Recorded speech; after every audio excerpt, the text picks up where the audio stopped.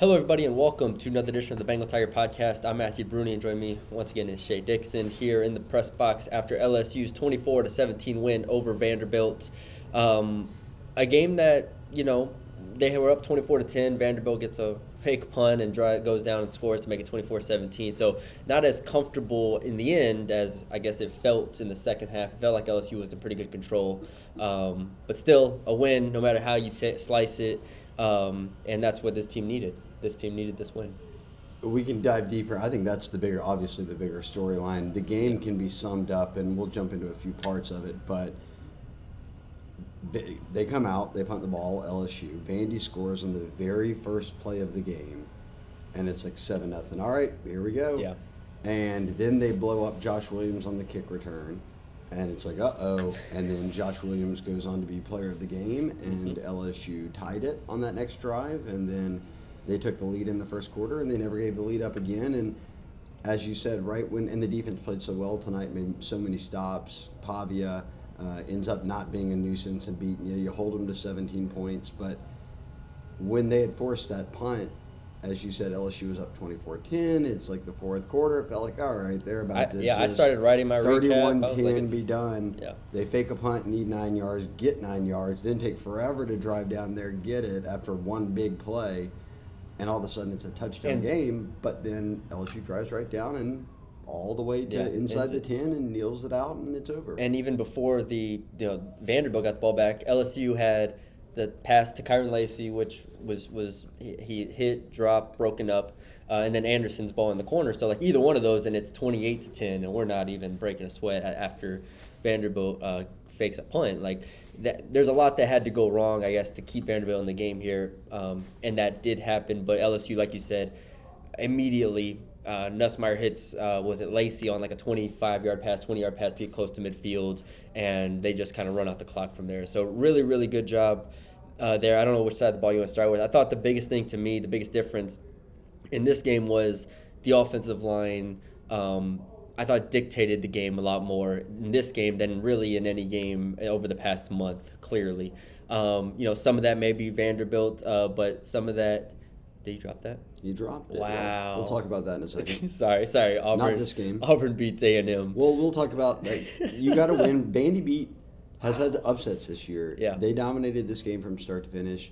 Really, outside of that first play by Vandy to go up 7-0, they match it. They take the lead. They don't look back. Today brought chaos. Florida beat Ole Miss. Mm-hmm. Alabama got absolutely throttled by Oklahoma, the worst by record team in the SEC. What was it, 24-3, 21-3? Yeah, you hear everyone say. Everyone's celebrating out there. What was Bama, 21-24-3? Yeah, 24-3. Sorry, 24-3, yes. And now, and we haven't seen this much, but once you get into the third overtime, like, each team gets a chance from a few yards out, one play, trade it back and forth, and the fourth overtime, Auburn scored first on an unbelievable catch. Yeah. And then Texas A&M got their one shot and a good play. Both quarterbacks in the game, and he just dropped it. Auburn rushes the field. So Auburn, who's not even 500, knocks off a top 15 team in A&M. It's been chaos all season. Yeah, and that's why. Stopping the skid, SEC chaos, man, is wow. It is very, very real at this point. And Brian Kelly even said started to go big picture here, but like going into the season, we knew that he said we're going to be in a lot of close games. We just know we're going to be in a lot of close games, and so finding a way to close games like tonight, like having that drive to seal it, I think is huge for this team's morale, huge for their psyche, just being able to like say, no, we're going to go in the game on offense. We're going to complete passes when we need to. We're going to get the hard yards when we need to. And back to what I was saying, is the offensive line in run blocking I thought was much better. And then in pass protection, I thought it was by far their best game. Honestly, one of their best games of the entire season as from a pass blocking standpoint. And I thought they did good things, keeping tight end in, keeping running backs in a lot more. And then I'm not sure Vanderbilt has the dudes, to go and really get to him. And the result was Nussmeier's best game in a month. The reality is Vandy has played very well this year. Yes. They were a 6-win team as well. Tonight, both teams entered the game with the same record. Vandy had better wins on their resume than LSU. Vandy had a quarterback that everybody said he's dangerous. He can go knock anybody off. and you knew that Clark Lee was coming in and they were going to play sound fundamental football, but also this year they had played physical football. Like they had brought it to Alabama. Teams. And that tonight, LSU, as you said, maybe for the first time this year, even beyond the O-line, like really brought the physicality. And the score looks a lot closer than it really was. Yeah. 24-17 looks a lot closer. They got the ball inside the 10-yard line twice. Once they didn't score, that's kind of a storyline for them, but they go for it on fourth down, don't get it. The other time they kneel out it and win. So, I mean, you could have been looking at something like a 38-17 game. Yeah, 3 possessions, I felt like. Yeah, LSU wins the game with 471 yards to Vanderbilt's 308 yards. Another, and this is Nussmeier, this is, everybody, but 8 of 13 on third downs. This team has just been really good on third downs, which has been masked because they've lost. I think Vandy only had converted 2 third downs all night. 2 of 10. That's LSU defense, I'm telling you. Yeah. They may not have the talent, but we've seen games from them where they do step up. Even in losses, they've stepped up big time. Texas A&M, for instance, in those first 2.5 quarters, but others as well. I'll say that, let's see. After the very first play, they give up. Touchdown, 60-something yards, they're down 7-0. The defense went punt, turnover on downs, punt, field goal, forced them into a field goal, punt, and then that touchdown after Vandy fake punts it, goes all the way down the field and scores.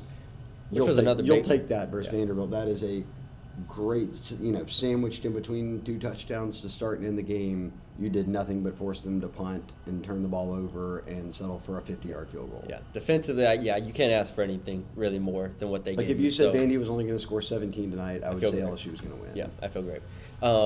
Offensively was the big step forward, and like I said, I think a lot of that's offensive line. Not perfect, but big step forward. Yeah, and again, only 24 points. I don't think really shows the they average almost 7 yards per play, 471 yards. Nussmeier was great. So, 3 plays, 3 yards is that first one, so it felt bad to start the game. But then they go 8 plays for 90, touchdown.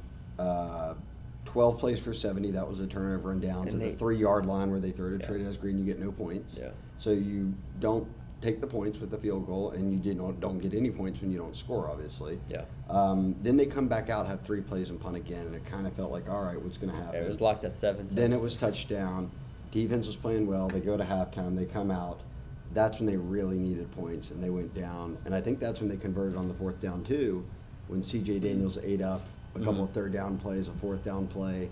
Ultimately, Lacey's wide open. They score, and now you're up comfortably at that point in terms of how the flow of the game was going.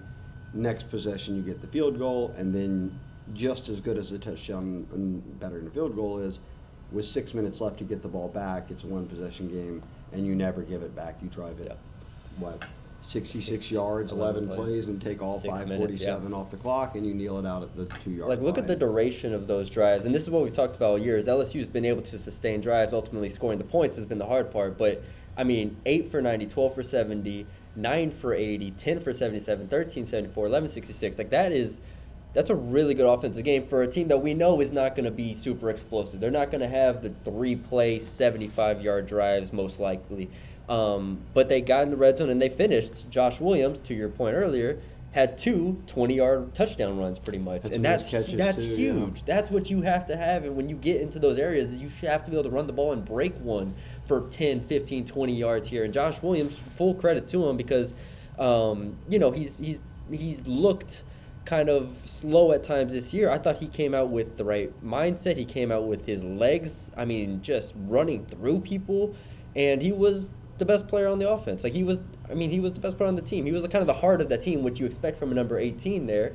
But those are the runs you have to have in the red zone or in tight yardage. Once you get inside the 25, to be like, we need to be able to run the ball here and just break one sometimes. And they did. Tonight was the night they did it. And just because it's Vanderbilt, it's not your normal Vanderbilt, and it doesn't matter because they weren't doing it against teams that are worse than Vanderbilt. Yeah, so that's true. This was a solid effort from them. Look, to kind of recap, 330 for Nussmeier, north of that, a touchdown, no picks, no turnovers. He was sacked once, and that was on that series where they got inside the 10. He gets sacked on the first play, and they end up having to pass on all 4 plays and don't get any points. But They win. Durham, 14 for 58. That's 4 yards a carry. Very solid game. Williams got the exact same amount of carries, but he turned it into 90 yards and 2 touchdowns. He ran great after contact tonight. Kyron Lacey, solid showing, 85 yards, the one score through the air. And then you're going to get Aaron Anderson every week. You'll get Mason Taylor every week. C.J. Daniels was phenomenal in clutch situations when they really needed it to kind of keep the kind of distance on Vanderbilt after that start. And Chris Hilton caught his only target. Trey Green caught a pass, and then they went to him, and then Pimpton. So it was pretty straightforward, which is exactly what you wanted. And the one thing which we let off the podcast, you saying, and I said we'd expand on it later, it's almost like you don't have to.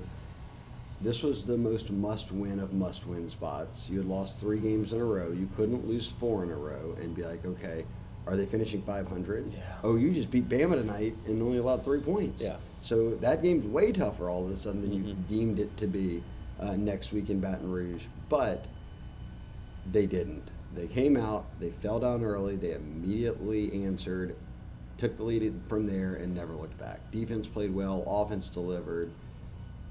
Ramos hit his field goal. Yeah. No mishaps on special teams. It was I think they had a few penalties. But most almost fumbled the opening kickoff, which was terrifying. That I was like, oh one boy. play, and he didn't fumble it. And then he became the MVP of the game, Josh Williams. So LSU fans are sleeping better after what was a very rough week with the loss of a commitment from Bryce Underwood and then a 3-game losing skid. They had not won a game in a month because they had a bye week as well. So back in the win column with a chance to finish the season here at 8-4. Yes, like you said, I think you recapped it well. Big win. Team needed this, and it also showed everybody. Brian Kelly everybody needed it. Staff needed it. Everybody needed it. Everybody needed this, and I still think it shows that they are still developing, still working, and making progress. And ultimately, all they can do is now focus on Oklahoma and then the bowl game from there. Because if you win those 3 games, it's still not the year you want to have. Ultimately, nobody. I feel like you said, the SEC has just cannibalized itself. And if you win 9-4, and what would that be? 5-3 in the SEC. It's not where you want to be, but it's not this giant fall off of like a 6-6, 7-5 type season. So that there is still something I think to play for with this Oklahoma game, and I'm excited for it because now. I thought Vanderbilt would be a tougher game than Oklahoma going in just because Oklahoma's just been such a mess. But now, Oklahoma gets a big win, so we'll see what they are coming in. They've been so up and down this year. The games played at the same time we were here in the press box, so we didn't get to see it. We were just seeing scores and little highlights. But I almost want to go back and watch I don't understand how that happened. Right. Truly don't. Yeah, I didn't watch any of it. I was watching that A&M. See how that unfolded, but good for LSU fans. Rest easy. You have snapped the skid, and you have a chance to finish 8-4 here. And the real worry with Matty B2 was, okay, not only does if you lose this game, you've lost 4 in a row, but what does that mean with signing day in 12 days? And they avoided that question. Yes. Back in the win column, Oklahoma next week. Yeah. All right. That's all we got for y'all today. Hope y'all enjoyed. Thank y'all for joining us. We'll be on the board. We'll be on the Bengal Tiger On3. So subscribe over there if you are not already. Subscribe to the YouTube channel if you haven't. Anything else to plug? No, we're good right now. All right. I'll do some stuff on the recruiting pod. We'll have another recruiting pod here to kind of react moving forward with signing day coming up. Yeah. So we'll double up on those this week. We're good. So, thank y'all for joining us. Leave us a like, comment, share, subscribe, and we will talk to y'all later.